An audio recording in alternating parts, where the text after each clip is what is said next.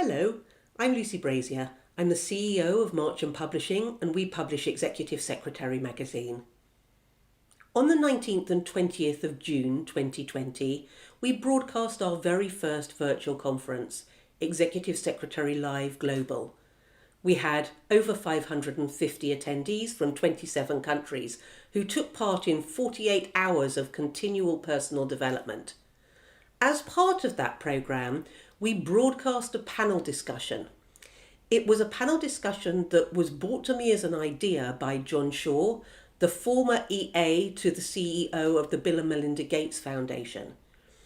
In it, we discussed racism within the workplace, and the feedback has been so extraordinary that we went back to the panel to ask them whether they would be happy for us to broadcast it as an admin chat so that it would become widely shareable and so that a much bigger audience could view it.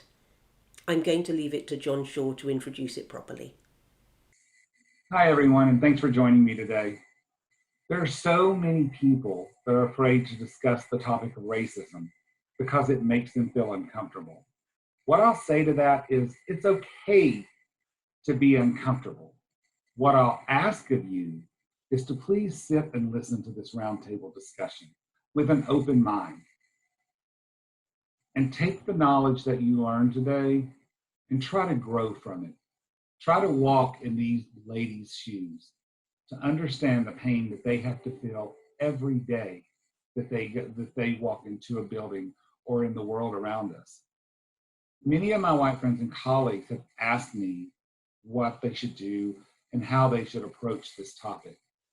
My advice to them is do not ask our Black colleagues for an instruction manual on how to be generous and kind. It is our responsibility as white people to love, lift them up, and most importantly, listen to the struggles that they have to deal with and learn from them. Please allow me to introduce you to four beautiful, powerful women that I get to call not only my colleagues, but my friends. Miss Lafayette Wilder, Miss Barbara Oliver, Miss Ayanna Castro, and Miss Lizebeth Koloko. Thanks for taking the time to listen. And over to you, ladies. I think our first topic we should talk about code switching. Ayanna, do you want to kick that off? Sure, I'll kick that off. The funny thing is, being in corporate America, so I've been in corporate America for quite some time, the code switching isn't just the way we speak, right? We've grown up, women, Black women, we've taught at a very early age that you have your regular voice and your office voice. So your office voice, you tend to raise your octave, you tend to speak a certain way. Yes, well, thank you. But when you're talking to each other, it's like, hey girl, how you doing? What's going on? How are you feeling? It's a different lexicon. It's a different relaxed feel.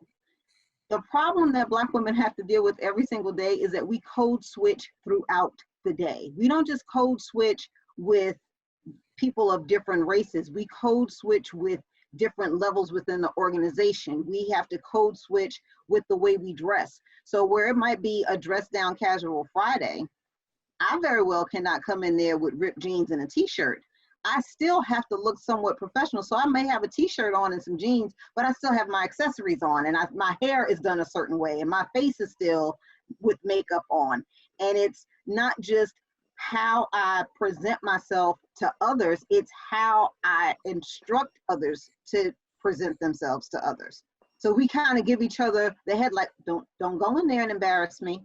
But it's part of the code switching. We all want to make sure that we are presenting ourselves in a way that's not typically, not the stereotype, right? Mm-hmm. Yes. It's all about keeping that Blackness in check. Did you have something to say? I think Elizabeth, you should say that. I think you should say that again. I don't think if people heard that. No, I think it's about keeping that Blackness in check when we're in the workplace. Can you expand on that a bit, Elizabeth? It's about, like, just to further until Anaya's point, it's also the way we dress, also our hairstyles, the way we do our hair. I'm taking an example for me. I was in this company for 16 years. I did weave. I also had, I colored my hair. I did weave, extensions. And at the end, my hair started falling out. But I had to keep that perfect image and to be taken seriously in the workplace. But now I at one point I said to myself, I need to stop and just be myself. So I'm rocking my braids now. And very beautiful they look too. Thank you. I feel like we are always fighting against a stereotype. You know, that's like we go through our work life fighting against a stereotype of all the Black people you see on television and in the media. So whatever they're doing, we do the opposite, you know, even down to your word choice. You know, we talked about the code switching. It's even down to your basic verbiage you use during a conversation. You know, the relaxed conversation or words you use with somebody you're familiar with versus your professional words when you can't just say, you know, excuse the terminology, that's ratchet. You know, never use that. That is not a professional word.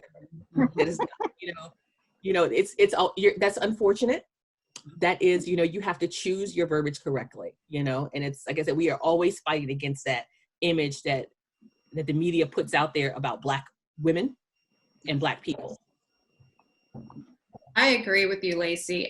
You know, it's funny. I worked in sports talk radio for a number of years, and I was often the only African American in my meetings. I was the only female in all of my meetings, and I had to keep up that persona.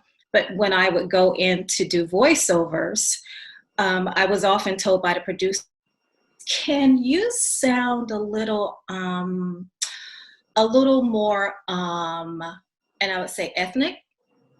So I would have to switch on that Blackness. And once I left the recording studio, go back to my corporate voice. And people would often come into the studio and go, "Oh, I want to work with Barbara." And I'm like, "Oh, great. No, do you have more than one Barbara?" Because I didn't sound like that Black girl that they heard on air. You don't look how you sound. Struggle with that. Yeah. I didn't realize you don't, your voice doesn't match how I imagined you to look. Somebody actually told me that. Yes. Wow. And I said, "Well, what exactly did my voice sound like?" Also, I didn't realize that voices had a face, but okay. When I moved to the U.S. and, you know, I didn't speak English very well, and I only spoke French, and people were like, "Oh my gosh, I didn't know there was Black people in France. You really speak French?" And when I came back to France, and they were like, "Oh, I didn't know that Black people spoke English so well." So. Yeah. You're so articulate. Yeah. You write so well. So well spoken. Yeah. Yeah, you're so well spoken. Yeah. So when you guys look back on those moments in your life, was there anybody that you ever felt was an ally for you? Like, yeah? To be honest with you, my first big ally didn't come along until I was probably in my 30s, you know, especially in the workplace. Definitely in my 30s. And it was another young Black woman, and we were both executive assistants, and just her strength. And, you know, she was one of the people who kind of like lifted you up, you know, very, very strong, and lifted you up and didn't take any crap. And depending upon your industry, there are very people who can kind of get away with that, can get away with truly being themselves and that being welcomed and embraced, you know? And then I'm gonna give a shout out here, and I need this person to not get a big head when I say this, but my other second biggest ally has been John Shaw. I mean, he has pushed me and supported me in ways that you see it swelling. I mean, it pushed me and supported me in ways that, you know, you think about, you know, you hear about those friends who will like ride or die friends who will do whatever. And you think you have that, and you think you had that support until something happens and you realize that maybe that person didn't truly, you had different ideas of what that meant, you know, to support somebody and truly lift them up and to be their ally. But John Shaw has been phenomenal. I mean, it's like he is always, have you thought about this? Have you tried this? And if anyone tries to come against me, he is the first person to be like, to be there to stand up by my side, you know, or behind me, looking over my shoulder, giving someone the evil eye, you know, if they say something wrong. So it's one of those things, but they're being an ally is very tricky, you know, because it's like, not only do you carry, you know, what you bring to the table, but you carry their reputation with you also. And you have to protect that reputation also. And I think that to get through anything in the business world, you need to develop allies.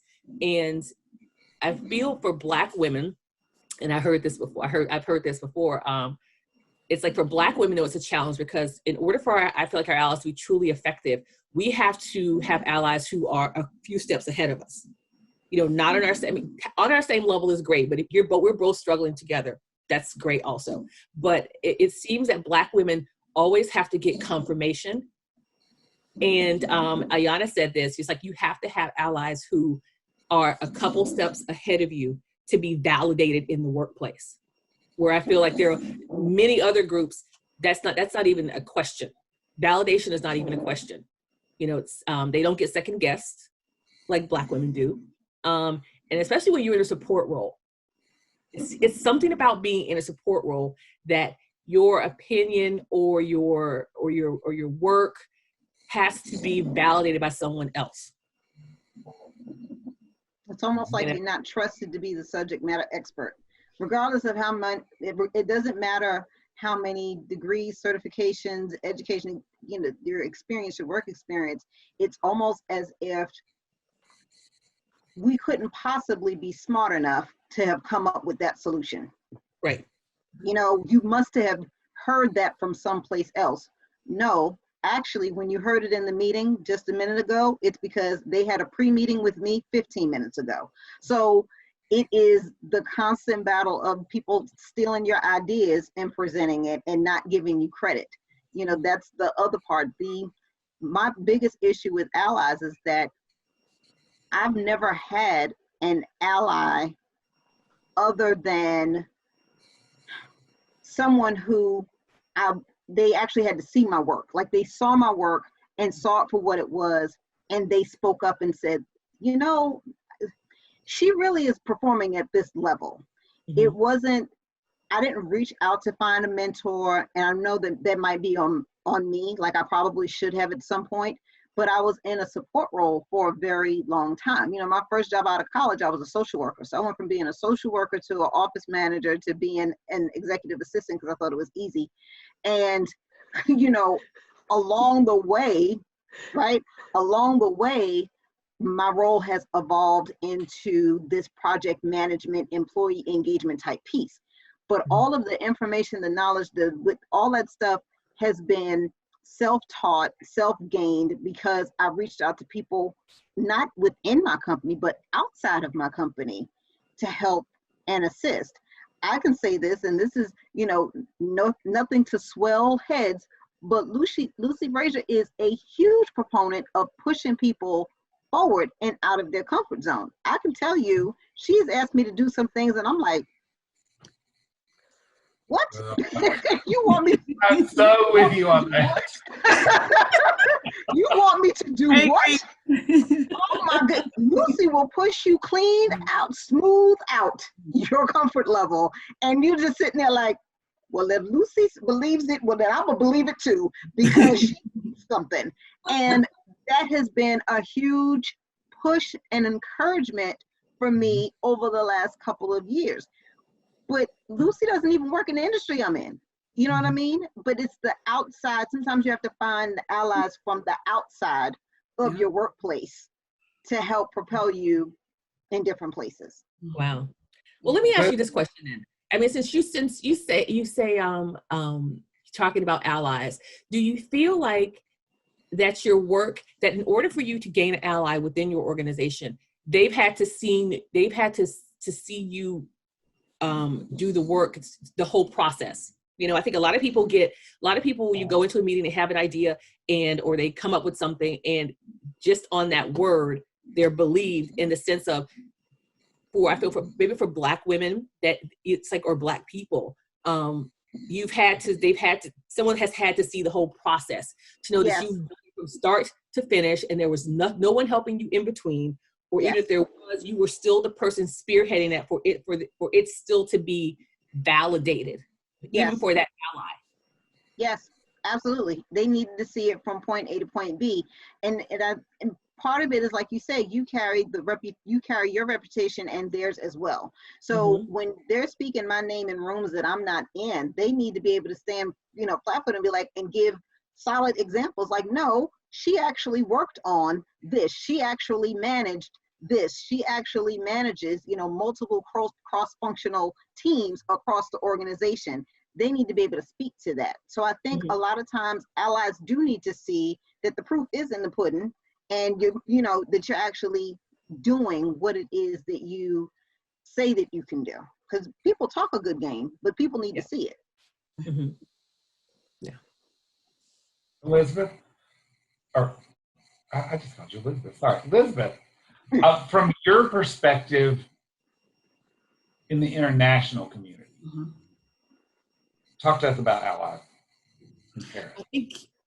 I think it's important to have allies, and I know that I'm talking about in France, in the company I was in, my division, I was the only Black woman, so I couldn't have a Black ally. I had a white male ally. He was able to vouch for my character. He was able to help me receive that promotion, help me receive that raise. So I think that it's harder, I think, in Europe, in France in particular, when you're a Black woman in the workplace, because you really have to have these allies to help you, because you can be the best that you can be. You can go that extra mile, but sometimes it's not enough. And having that ally push you upward, help you gain the confidence, help you to gain to acquire the raise, to be able to change job. It's so important.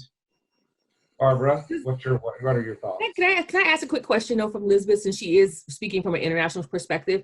Do you feel like their impression or their idea of you as a Black woman is more Western centered as opposed to Eastern centered? Are there ideas about you as a Black woman based on American values and American ideals versus, European ideas? Because I think for Americans, let me just say from my perspective, I feel like you always hear about you're treated better Blacks are treated better in Europe than they are in America. You have less, and maybe as an American, we get that, because we're not from there.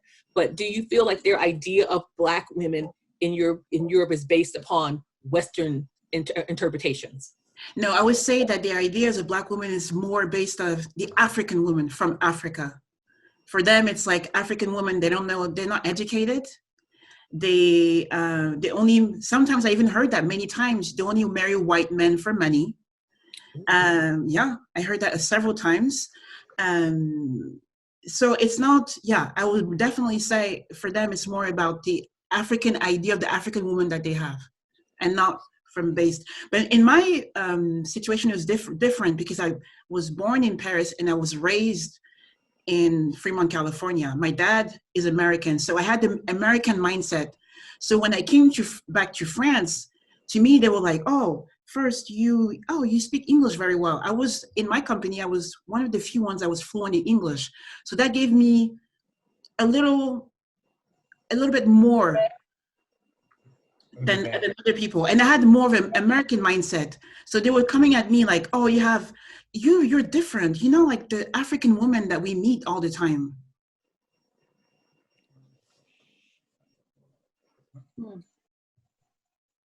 I don't even know what to do to that.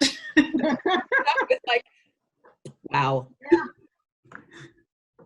But it's still unfortunate. You still have, as an African or a Black woman or African one or whatever, it's like you still have to be more. More, yeah. You know, You have to go like the you extra still mile. have to, you know, and people, and it's interesting. People was like, well, I don't feel that, but it's still, you have to be more. Be more, You know, yeah. you have to be. I mean, you speak French, you speak English.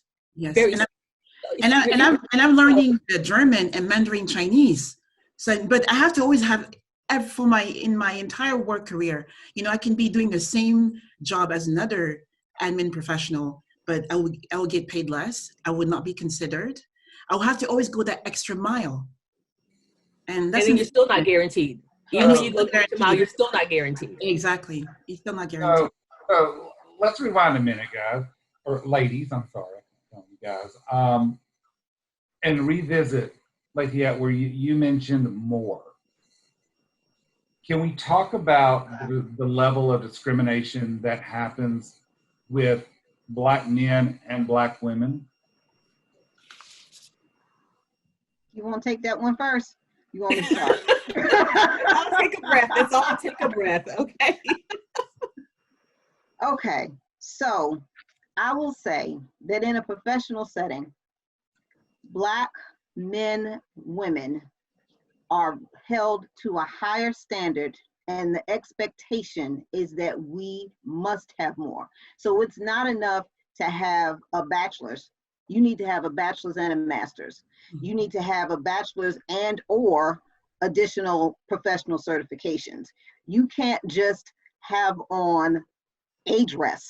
It needs to be a dress that is appropriate, that doesn't show your curves that were given to you by God in nature.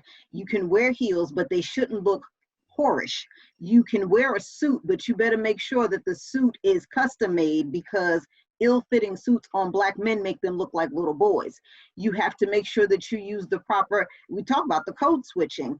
It is the expectation that we're going to continue to give you task after task after task, because you're built for it. You can take more, you can withstand more. And that's a bunch of mess. I had a conversation with an HR professional not too long ago, and I said, you know, I'm ready to take off the Black woman cape. I am not here to save the world. I'm not here to save this whole, I can't do it. This strong Black woman, strong Black man, it's just ridiculous. And we're held to a higher standard. We are definitely written up more for our passion. So whereas it's perfectly okay for someone not of color to hoop and holler and scream and cuss about the office, if I have a passionate moment, or God forbid, one of my Black male coworkers should have a moment where they just, you know, they're upset. It wasn't professional, correct. But if a white woman feels that their outburst made them uncomfortable, now this Black man is a threat.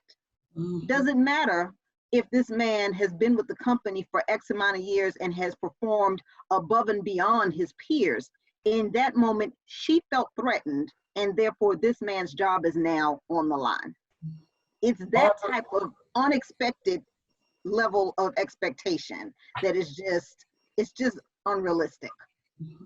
Barbara, we touched on this not too long ago in a phone call, and we were talking about Mike and about the level of discrimination you had seen with Black men. Can we talk about that a little more? Absolutely. You know, I shared with John, my husband is in law enforcement, and every day he goes out and he works to protect children against sex traffickers. But he's also working the protests each day. And, you know, he came home, he said, you know, today was the first day I've felt threatened. And, you know, it was by someone who racially profiled him. And just to hear that fear coming from him, I was like, you know, this is real. That never ever would have happened to probably an African American woman. You know, I feel like for us, we're pulled in two different directions. We're fighting, you know, with our Black men for racial equality, at the same time fighting with women of other nationalities to fight inferiority, you know, to make America a better place, when I mean, America is not really working for us, working to make a better place for us. So I don't know, I look at him and everything that he goes through, along with my husband. We've been married for 2 years. I gained 3 handsome bonus sons, and now I worry about them when they go out. I worry if they're going to come home the next day, and just all the things that come along with being a Black male. And as a Black female, I don't think I ever had to worry about that. Wow. So how do you feel about how corporate America has responded to this? What are your thoughts? I think it's great that corporate America has been committed to giving millions of dollars to these foundations that are supporting these Black causes. I think it's great, but we have to do more than that. How do we get people really committed to the cause? You have to be committed, and you can't be committed for a week or 3 months. You have to, it's convenient to look like you're committed, right? But change only comes when you're committed. So how do we get those conversations started? And the conversations have to be really, really uncomfortable between you and your white counterparts. Ask those questions that you've been afraid to ask. Everybody's not going to drink the Kool-Aid, right?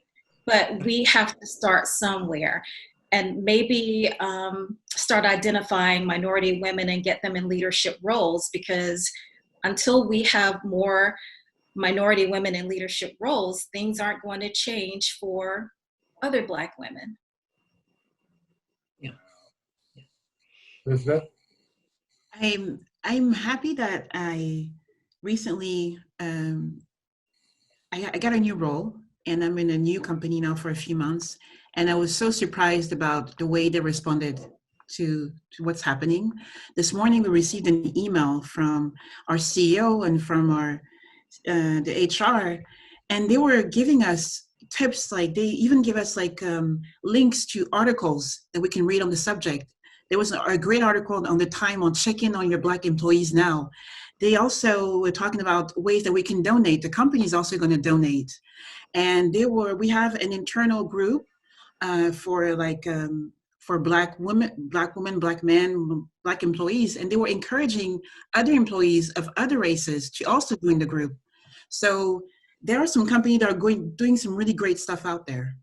And I'm proud to be part of a company that acknowledged the issue and is finding new ways of, trying to help the employees and their well-being and giving back and making that. It's a small step, but it's a step to a better world. So, yeah. Can I say something? Because I think it's really interesting. I would wonder if you would agree with me, but I feel like there aren't the same opportunities for you as there are maybe for others, unless, as you say, you work even harder for it. And particularly in America, I've been very aware when I've been to the really, really big conferences that the lower levels of the assistant have far more Black people going to those sessions than there are the higher levels. So for me personally, I'm really interested in how we change that, how we get corporate America looking at making sure that the opportunities are there so that we're far more equal and you are able to take your seat at the table. So I'm going to weigh in on this. This is where I will say it is our responsibility as white people to help lift our Black colleagues up and support them and be that fighting force for them. Lacey, your thoughts?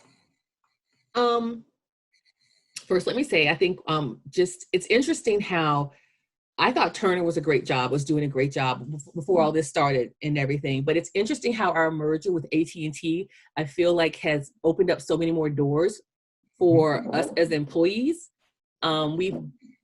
Different people have been brought into our lives, and through our reorganization, we have some really high-profile women who are stepping up on behalf of minority women.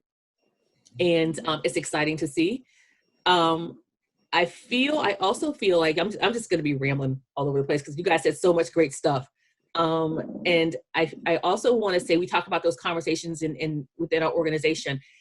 Companies doing what they're going to do and donating money is great, but a lot of this stuff has to start like on a grassroots level within your organization, within your teams, within your departments, within you share a role with someone. I remember one time when it was years ago, and we all sat on this row, these like 6 of us on this row. And it was a diverse row, white women, black men, and it was just a row in the building. And we were like a mini posse, it was just like, this is the row you want to be on. We supported each other. We gave each other nicknames. We spoke about each other's children, wanted to got together outside of work. And I think it's those moments that are going to help propel us because, it can't just stay. We wanted to go outside of the office. We wanted to go into life, on the highways, at the grocery stores, at the movie theaters. When you see people, you wanted to extend into every part of your everyday life, not just in the office, because that's what it's going to have to take. But I think that it's a great start. I think we're doing some great things. And we just have to keep having the conversations. And I think as African or Black people, and that's another conversation, but I think as Black people, I feel like we have to give some slack, because in order to have these tough conversations, everybody's not going to know the right words to use to ask certain questions. Everyone's not going to have the appropriate verbiage. Like we talk about, we have to have the appropriate verbiage. And if you want people to come to you, they have to come to you where they are, and it's our job to meet them there and not berate them when they use a word that they don't know is offensive, or they don't know, they just heard, so they don't really know the meaning of the word. It's our job to have a conversation and educate them and bring them in and not push them away and not flare up and not like, I can't believe she said that to me, or she used those particular words. You have to move past that. And in order to bring people in and teach them and show them and inform them, that may not be appropriate verbiage, but let's have a conversation about it. I think that's another big thing. I think a lot of white women, sorry, Ayanna, Barbara, I am going to give you a second. I think a lot of white women white people would really appreciate that. Especially quite recently, I feel like I'm going to have conversations and I get a couple of words in and I think, what's the appropriate term to use there? Am I going to be offensive if I use that word? And so I tie myself up in knots with having the conversation, because I feel like I might end up being really patronizing or really offensive by using the wrong terminology, and therefore the conversation doesn't flow. But I will say that a lot of it is the acknowledgement of it, right? So, we do have to do the work. The work starts with acknowledging it. Acknowledge that there is some racial tension in your office. Acknowledge that there has been some systematic racist practices in place in the workplace. Take a look at why there are certain percentages of Black people in lower paying positions, why there's only a certain percentage of Black people in middle management, in senior management, and acknowledge it.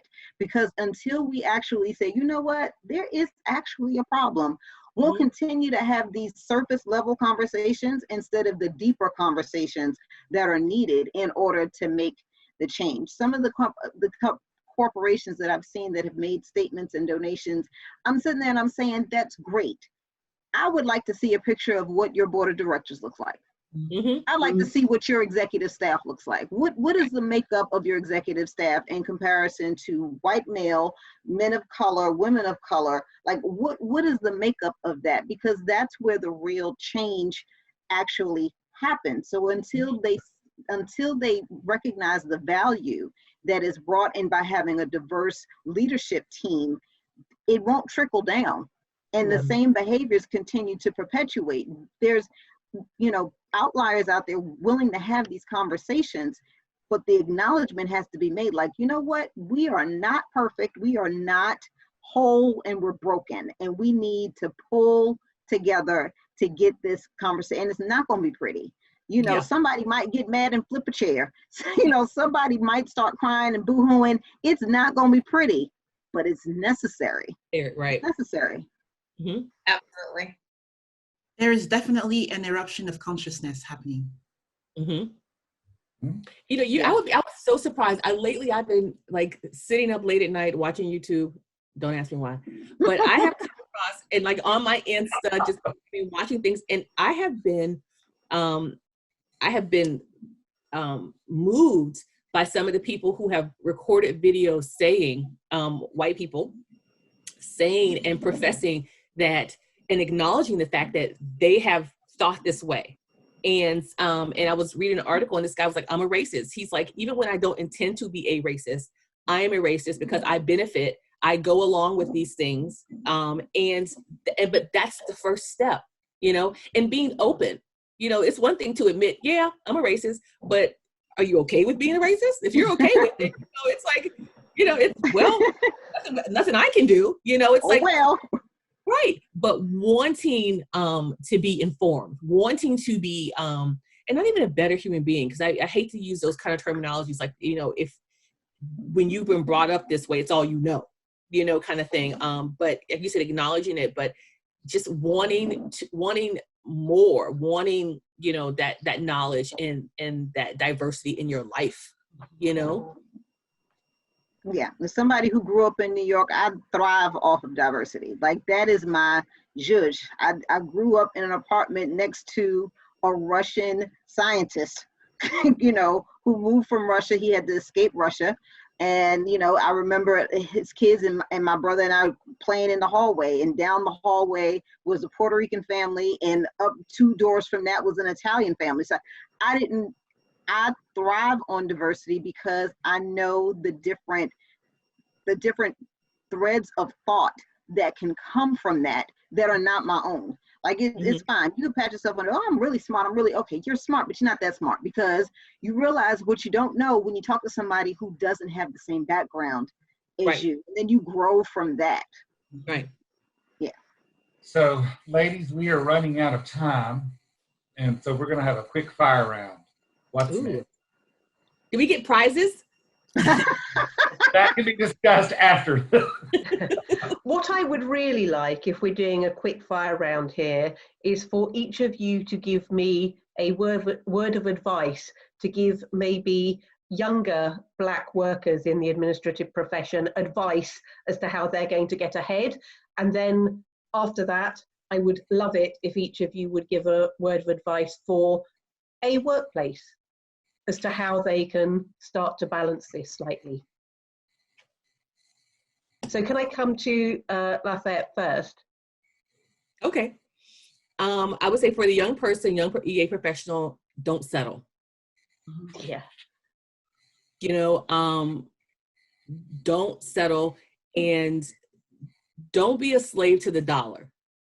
I think a lot of times we get in these jobs and it's like the most money you've ever made, and it's paying your bills, and it's allowing you a certain level of a social life and a freedom and that kind of thing. But when you become a slave to the dollar, you sacrifice yourself and you compromise yourself in ways that you probably normally would because of the money. You stay in situations longer than you possibly should because of the money. Jobs you probably should because of the money. So don't settle and don't become a slave to the dollar. I think it's great for young people. Definitely. I would also say to the young folks out there, the young EAs, you know, keep interviewing. Never stop interviewing. I mean, it helps you know your worth, not just in your industry, but throughout all, just out there in the marketplace to begin with. It helps you know your industry, because in this particular industry, they may see this as your value, and you learn these things. In a different industry, you may have a higher value. But even if you don't plan on leaving that particular job, you can go back and knowing that I'm worth more than what you're offering me. Yeah. And you have and I have options, you know? So I think that's great I think those are 3 great tips. You said 1, I said 3, sorry, for young people.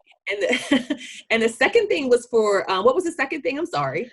The second thing was a piece of advice for workplaces that wanted to be more diversity aware and friendly. I was thinking about this. I was thinking about this at work, when we get back. I was like, I would love to, I remember in school when I was in 6th grade, we had, heritage weeks and heritage months. And I know we have Black History Month, but just opportunities to learn about different cultures in the workplace. I think that would be amazing. Just to, Chinese New Year, let's have something on campus with our Asian, coworkers, and us learn about, Hong Kong, learn about China, learn about different aspects of Asian culture or our Asian coworkers.